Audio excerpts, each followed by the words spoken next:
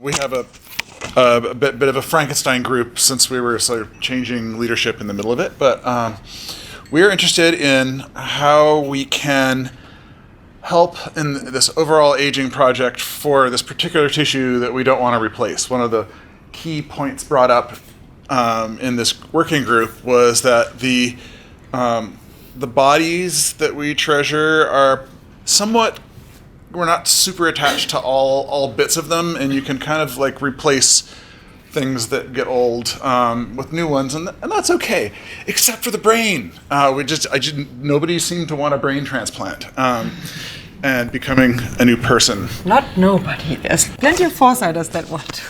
Okay. Are there any 20-year-olds who would like a brain transplant? Because I'll be a donor. All right. Look at this text. So we went through this process, and it ended up going kind of two directions. One is that we wanted to integrate all the existing data on brain aging, and I think that's been a theme that we've seen in a number of these working groups. Can we just pull together all of this disparate, disorganized, incompatible, non-formatted data into one thing that people can use?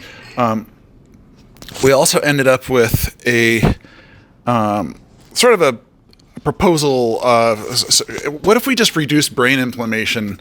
Would that reduce neurodegeneration? So that's a lot more specific, and somebody even threw out the name of a particular molecule that could be tested, and then we're wondering what would it really cost to do that? And there's some potential ways of doing it.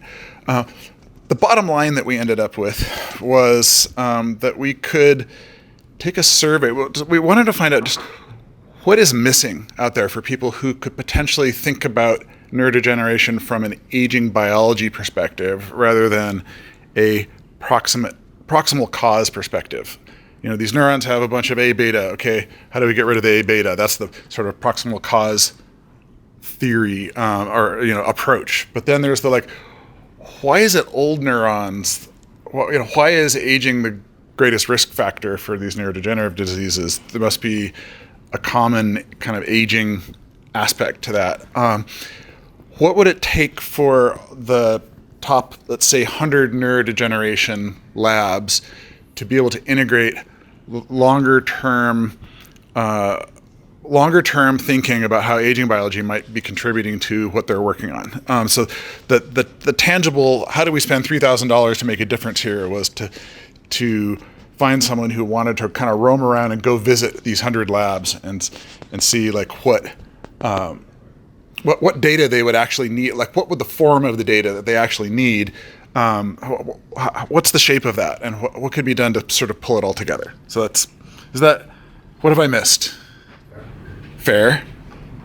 Nods. Yes. Well, I think it's just a lot of frustration with what to do. Alzheimer's, beta amyloid doesn't seem to be it.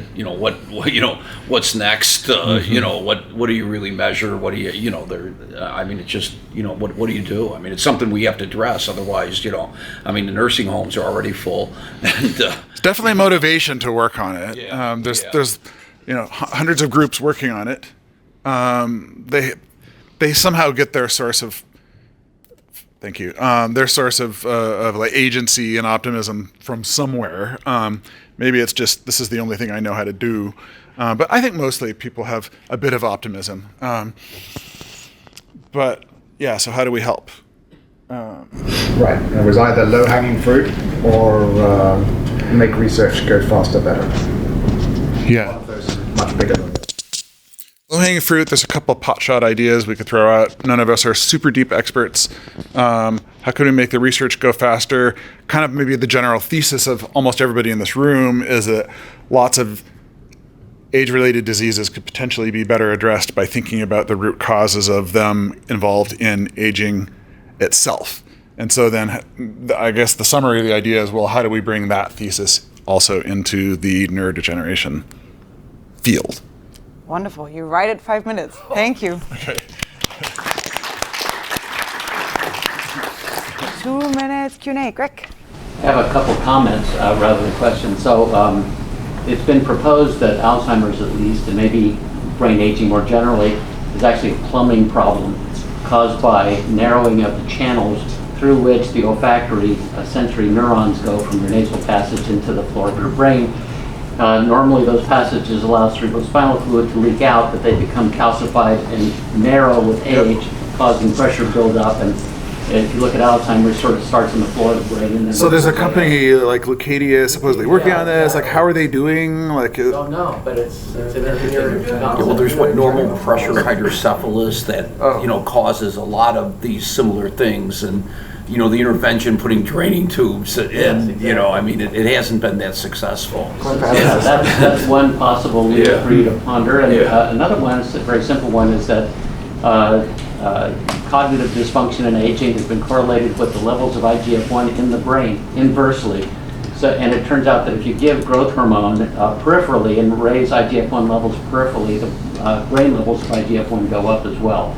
So that may be something I get involved in later on. So join the course. But like Sonny said, the AP4, we know that does lead to early onset Alzheimer's. We know that it's doing something bad to glial cells. Can we measure that over a time series and see if you have any interventions that, there's supposedly lipid droplets in there, and can you get some mechanism to measure them? And, that could be one thing. Yeah. Measuring insulin. Okay. A final question? No, a comment.